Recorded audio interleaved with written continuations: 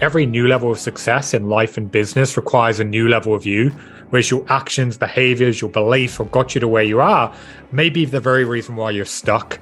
And that's why I would really encourage anyone listening to us right now is take some time to think about, okay, that's the vision of the life you want to create. Who's the version of you who turned that into reality? Like, get that mental image in your head and then start to ask yourself, like, what did they do to get there? Reverse engineer it, figure out the habits, the behaviors, the routines, the non-negotiables they followed through with every single day that got them to where they are. Because then you can start looking at a comparison between how you're currently operating and what the next level version of you would be doing. Because then you can start to figure out the patterns, the behaviors, the things that you need to let go of because they're holding you back. Welcome to the episode. We're right into this right now. Byron Morrison, welcome to the show, brother. Hey, thanks for having me on today.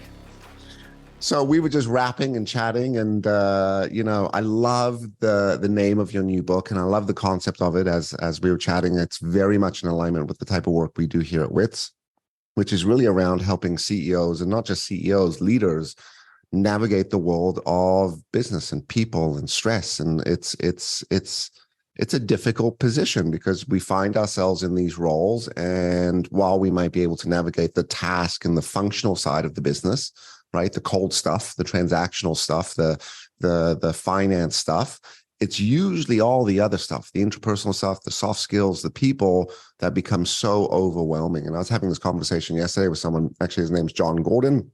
He's an amazing thought leader.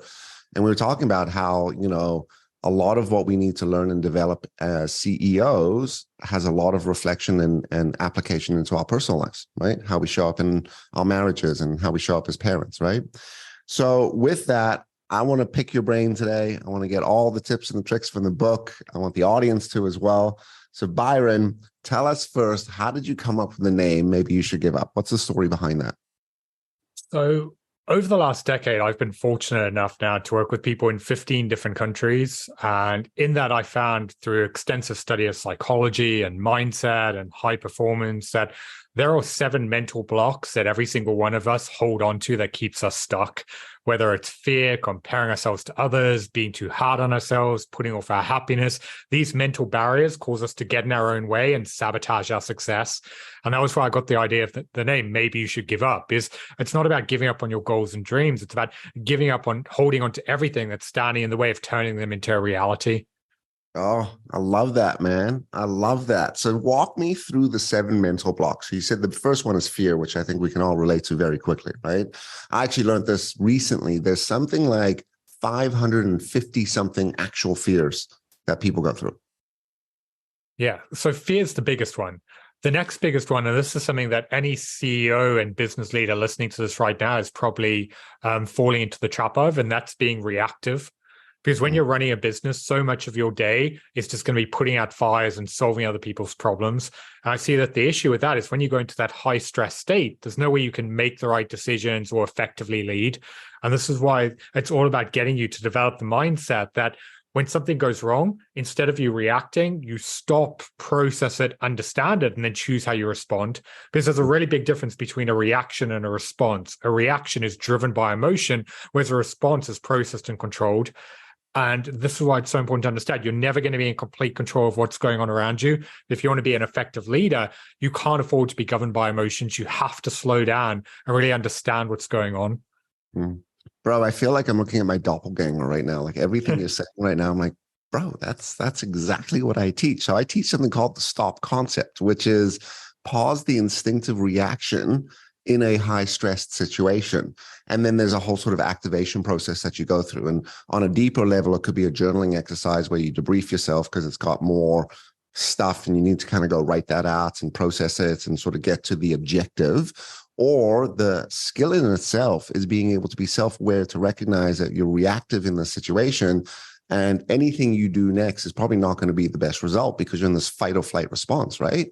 Super cool. So fear and reactive. So what can one do when it comes down to that? So I teach the stop concept. Is it as simple as that for CEOs in your position, which is just pausing? It's going to be situational dependent. Like when you do find yourself going to that heightened state, which is basically any time you feel frustrated, angry, stressed, overwhelmed, like when you feel you're being driven by emotion, that's when you really need to stop yourself and figure out, okay, what's actually going on here? Why do you feel the way that you do? And then more importantly, shift your focus from the past or what's gone wrong to the present and what you can do about it. But it also, there's going to be times when you need to remove yourself from what's actually happening. I'll give you a couple of examples. I was having a coaching call with a CEO client recently, and we broke down a recent situation where he was in a board meeting, they came to a new agreement, and someone brought up an issue, and he got very defensive and emotional.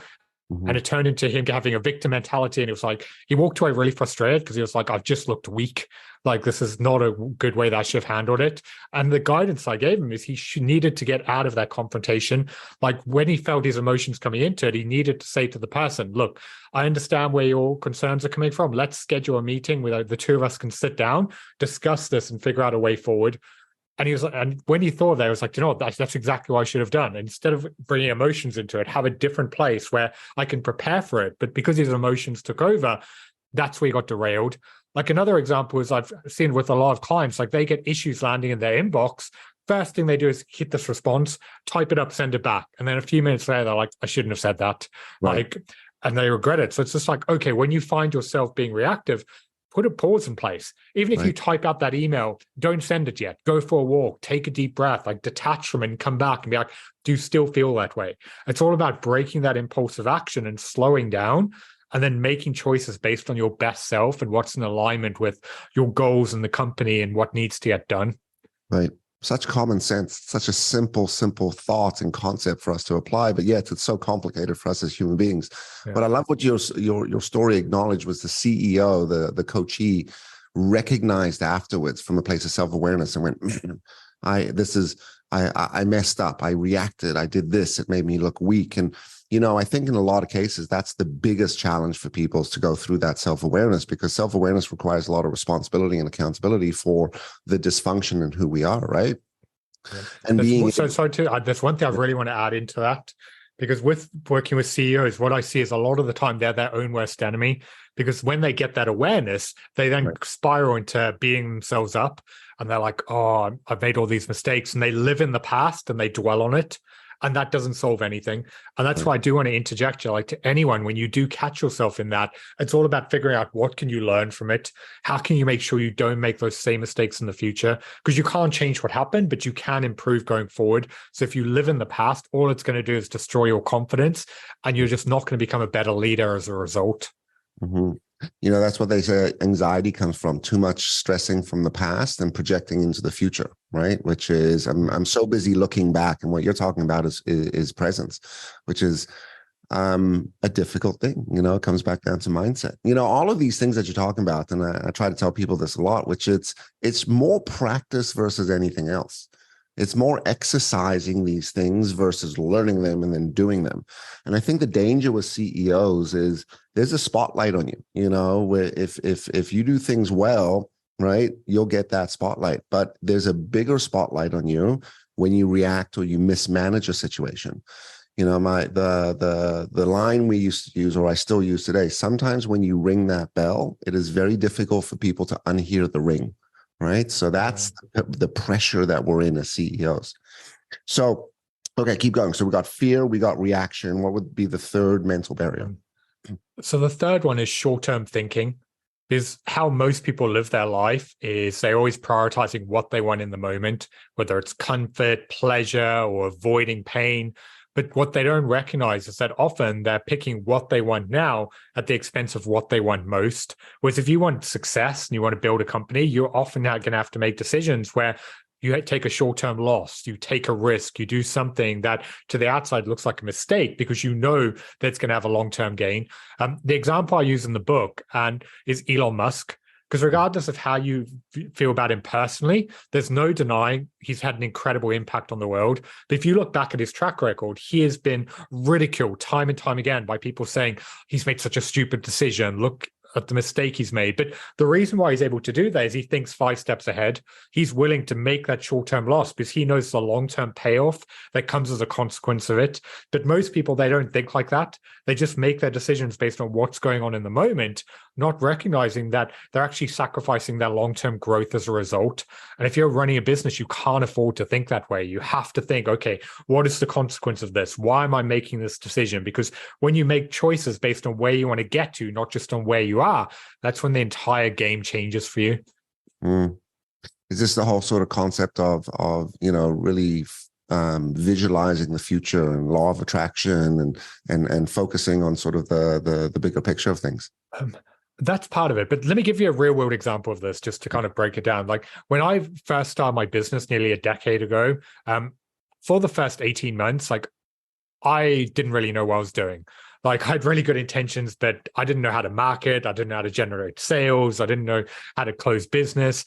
And I just felt like I was banging my head against the wall trying to get things done. I remember at the time there was a company I was following who helped businesses exactly like mine. I'd watched their testimonials. I was certain they could help. But we got to the end of the application call and they're like, it's going to be $10,000 to get the support.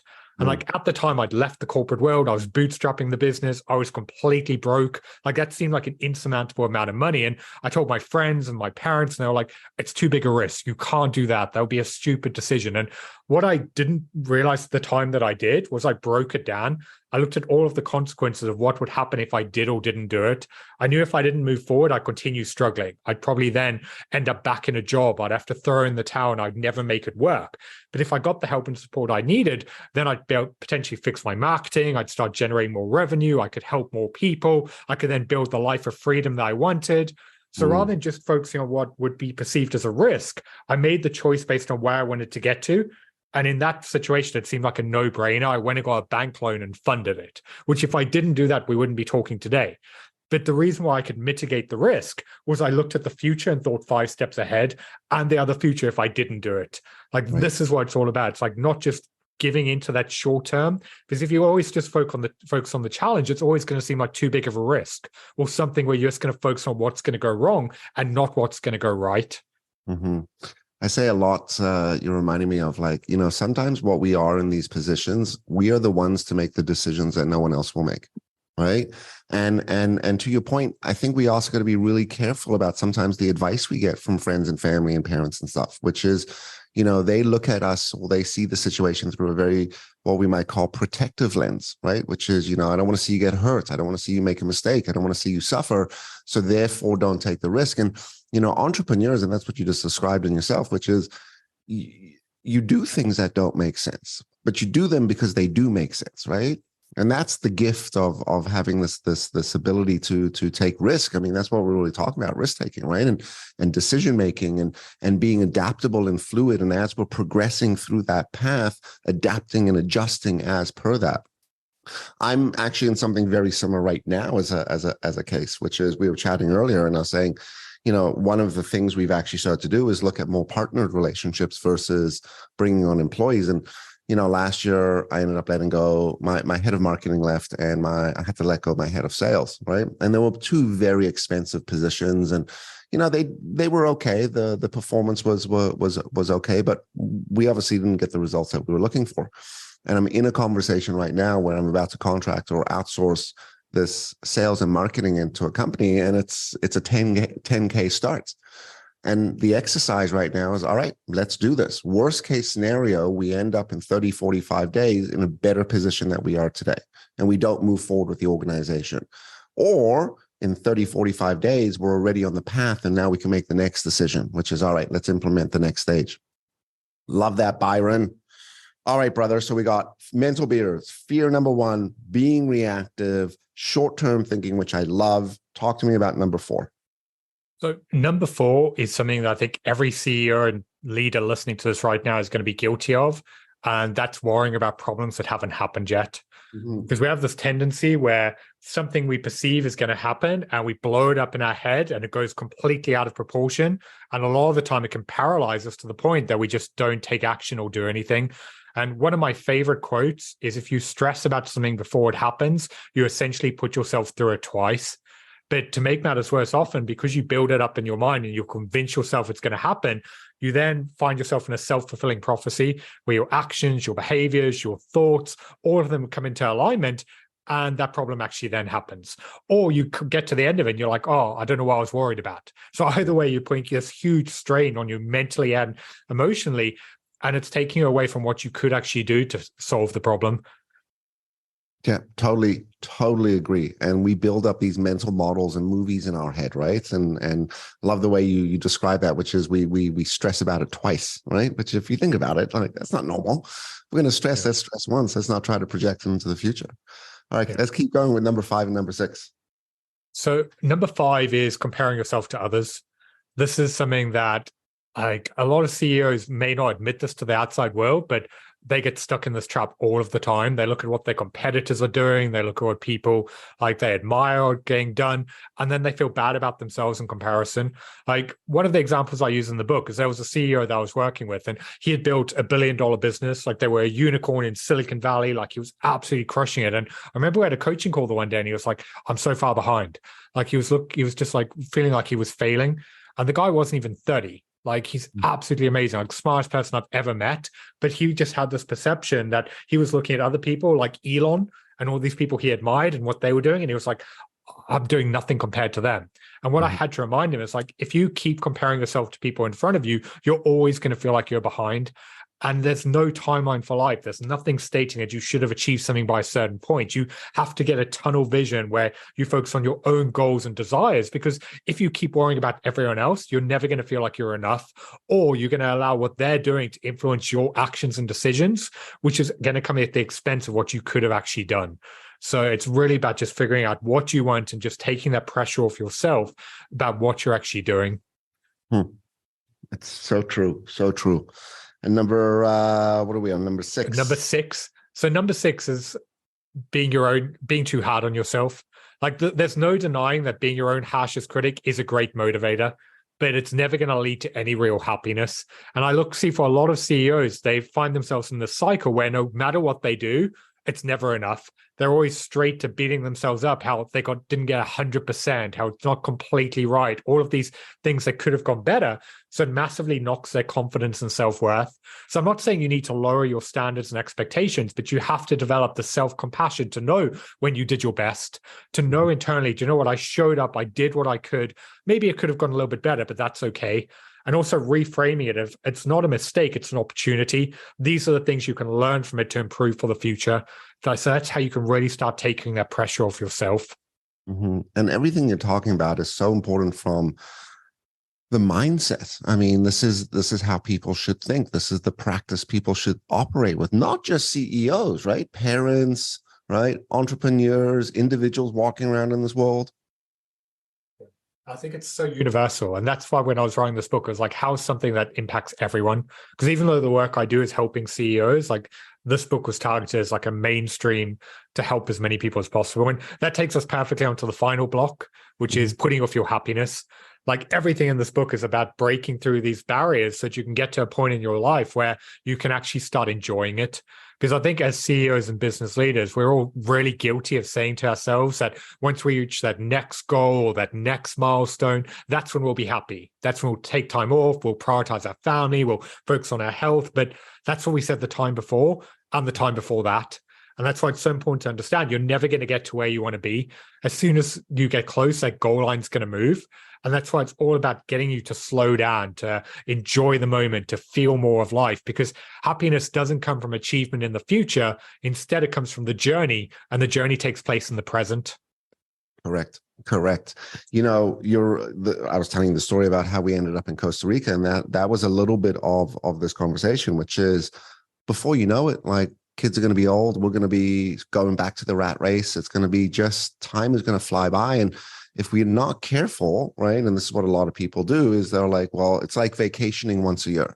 They're like, I'll go on vacation in December, right? And they go and you drink all day and you lie in the sun and like you come back completely exhausted because you haven't restored, right? It's not happiness. It's not fulfilling.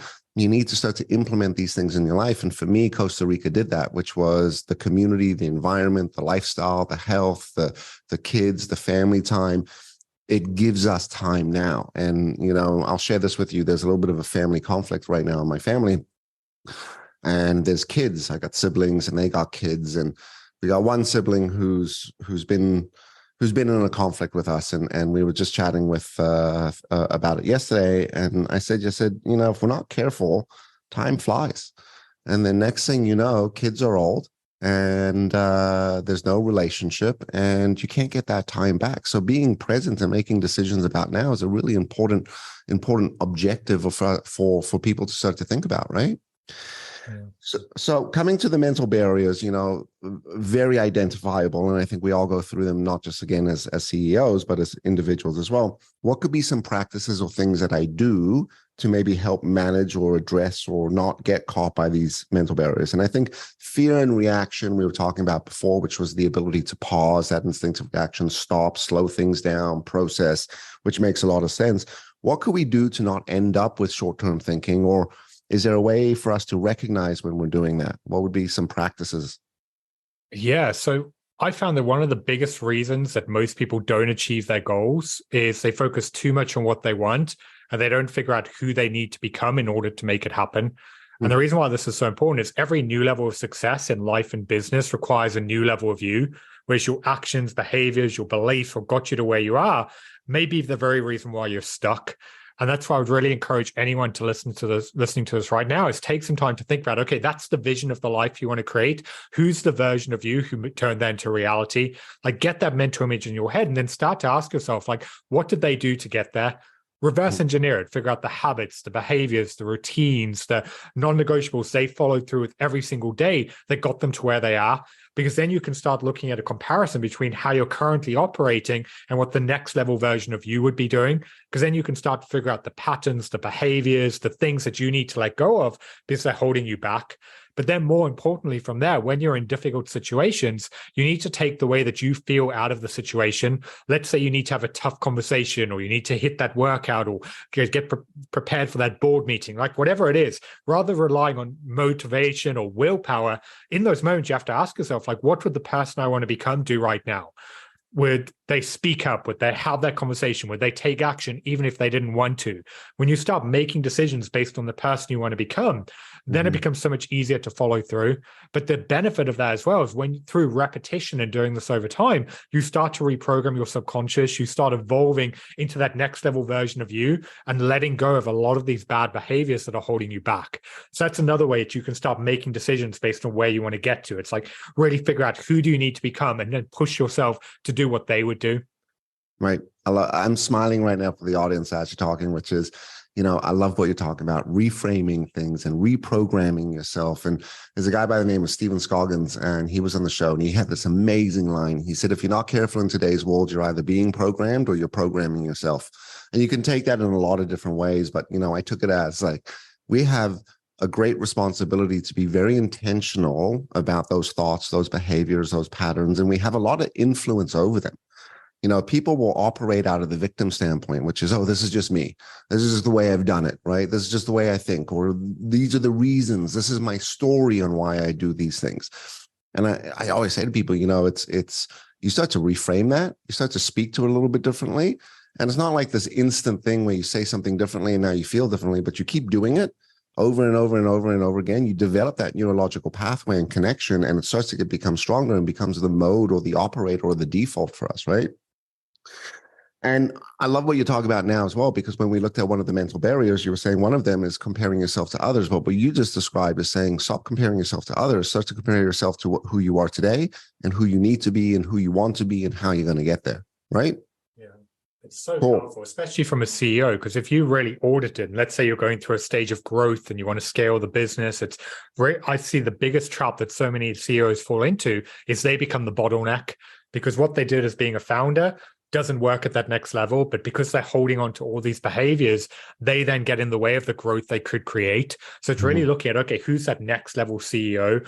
How are they operating? What routines and processes do they have in place? And then really figuring out, okay, based on that, what do you need to delegate? What do you need to let go of? How do you need to empower people around you to step up? Like, this isn't just about your health and what you do on a day-to-day. It's like looking at, okay, that's the leader the business needs.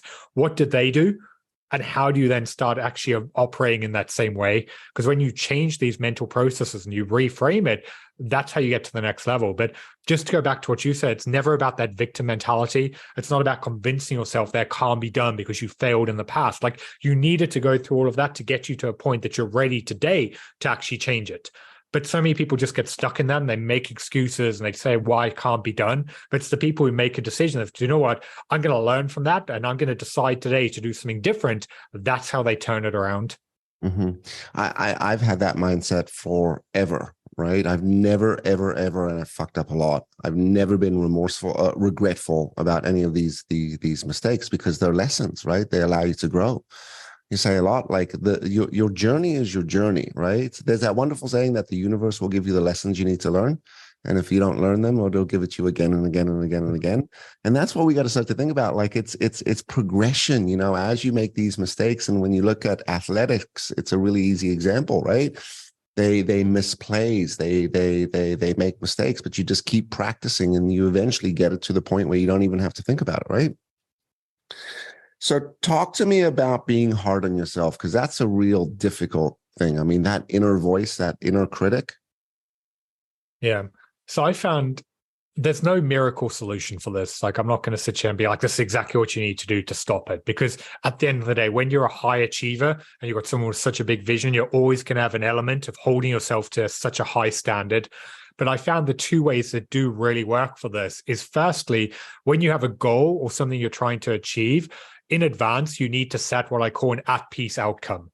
So it's looking and being like, okay, what result, if I achieve that, will I be okay with? It's not going to be perfect, but I can go into it knowing that it was great, it was good enough, and I can move forward.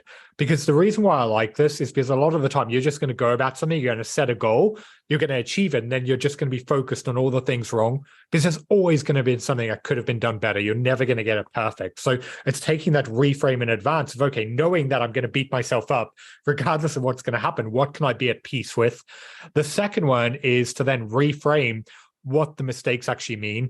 I'll give you an example. I was talking to a client about this recently. Her team and her delivered an amazing project. Like, everyone was over the moon. The clients were really happy. And her and I go on a call and she was just down about it. She was just like, yeah, but we could have done that better. And we made that mistake. She was just dwelling on all that stuff. And I had to stop her and be like, do you know what? This is an opportunity. All of that has given you clarity that you can now, the next time, do it even better. And if you've already impressed the client so much with what you've done this, what do you think they're going to say when you go back with all of this? And she's like, oh, do you know what? Yeah, you're right. This is actually going to set us up so much. But because she was just focusing on the past, she didn't recognize that. So it's all about reframing it and recognizing, like, mistakes are only a bad thing if you keep repeating them, but they're actually your greatest opportunity for growth when you take those lessons for the future. So when you combine those two, that's when it becomes a lot easier to just feel like, do you know what? I've done my best.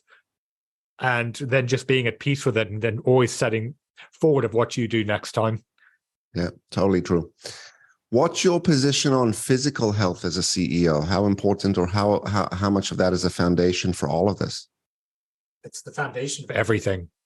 Because if you're not physically in a good place, it's going to impact everything from your decision making to how you show up, your productivity, your performance, your home life. Like, this is going to be the glue that holds everything together. And I get a lot of CEOs coming in to work with me who they're burnt out, they're overwhelmed, and they're like, oh, I need better systems in place. And it's like, yes, we do need that, but we also need to get your health under check, because if you're not looking after yourself and you're not sleeping properly, and you're not eating the right foods and you're not exercising, that's going to impact every area of your life. So you have to look holistically at everything going on and get a game plan to get under control.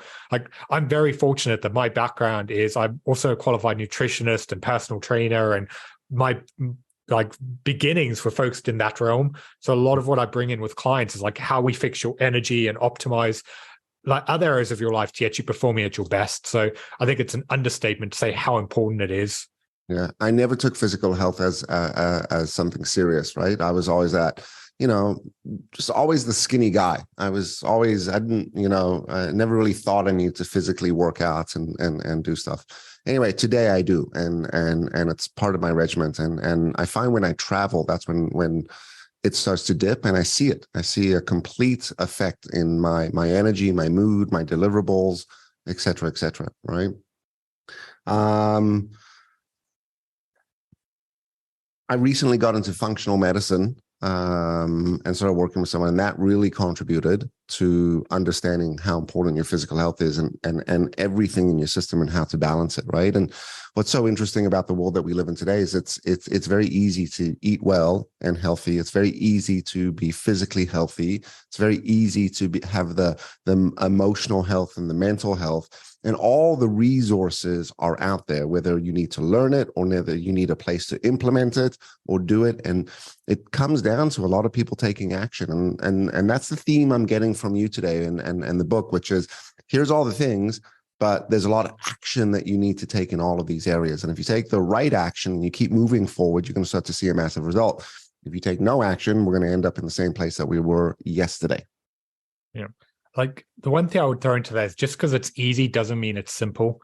Because when you're running a business and you have so many competing priorities and things getting done, these are often the things that get sacrificed. And that's why the one message I'd love to like pass on to everyone today is like, if you don't plan for it, it's not going to happen. Like whether it's healthy meals, time with your family, your biggest priorities for your day, if you don't take the time to slow down and really figure out what needs to get done and schedule it, you're never going to stick to it. Like the amount of CEOs I work with who basically, because they have so much on, they're just spending their days like a headless chicken, running around, just bouncing around, trying to get things done. And this is why when we break down their time, so often their days are just spent in reactive problems and busy work where they look back and they're like, despite being busy, they didn't actually get anything of value done. And this is why if you want to feel more in control, you need to take a step back and be like, okay, what actually matters? What are the things that add to my life? What gives me energy? What's draining energy? What do I need in place to be able to stick to it? And really looking at everything from what you take on, the things you commit to, time for your family, for exercise, healthy meals, and then taking it a step further, like what can you do to actually make sure you follow through? Like I've got a guy at the moment who's really into his fitness and he's training for a big event, but because he's running a business, he doesn't have time to prepare healthy meals. It's like the easy solution to that was to find someone to meal order a service and get it delivered to him. Sounds really obvious now, but because he hadn't taken time to think about it, he was just living on like takeaways and just stuff that was convenient, which obviously was sacrificing his goals. So you need to take that step back because a lot of this stuff is very simple to fix when you think about it, but you need to actually think about it to figure out a solution. Mm-hmm. There's that wonderful saying, which is common sense isn't so common. Yep. Right. But that's the problem when you're running a business though. Like you've got so much on, it seems really obvious when we talk about it now. But when you're in the thick of it, you just get in that tunnel vision and a lot of these things you just overlook. And I think this is why it's so important to like, find someone, speak to them, whoever it is, like get someone to shine a light on it and help you break down these different areas because you can get so much clarity on actually figuring out what's holding you back in your life and then what you need to do to change it. Super cool. So on that note, you do coaching, you do a lot of this work. Let's drop some of your links and some of your upcoming events. If people wanted to get in touch with you and they want to learn more about your coaching, how can they get in touch with you? And you know, what could be some things and solutions and resources you can offer? Yeah, so the easiest way to find out more about me is at byronmorrison.com. I also put out daily content on leadership and navigating business problems on LinkedIn. Just search for author Byron Morrison. And because I know there's a lot of CEOs listening to this, I do have 2 books. One of them is called The Effective CEO, and the other one's called CEO in Control. And they're both focused on performing at a higher level and becoming more effective in your role. And yeah, you can find those either on my website or anywhere you can get books like Amazon. Amazing. And this is your 3rd book. Maybe you should give up. This is my 4th one now. 4th. Wow. Yeah. What was the 3rd book? So the first book was called Become a Better You. That was the one that was really focused on health and wellness and getting your life under control that I'd used to grow my initial company. And then I was talking to you about this like pre-interview. It's like, as I was scaling that, I was just in over my head. I didn't know how to be a leader. That really took me down the path of figuring all this out and then evolved into now me helping people do the same thing. Awesome. And I need to ask this, what other titles were you playing with for this book? Like maybe you should give up as the title today, but were there any other sort of titles in the works that you were playing with? There wasn't. The title was actually the first thing I had. Okay.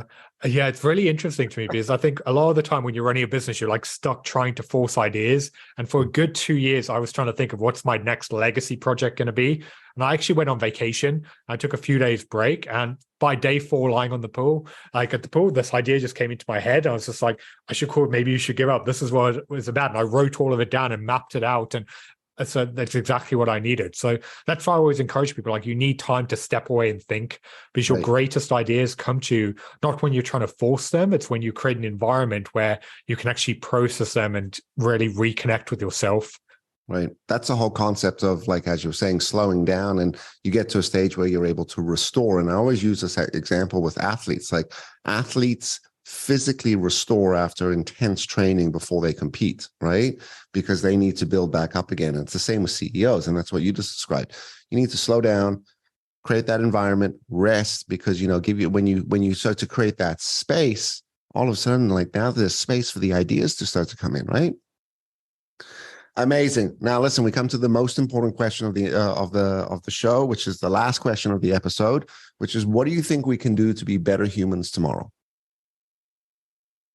For me, from a leadership standpoint, because that's the theme, it's like looking at how can you empower those around you.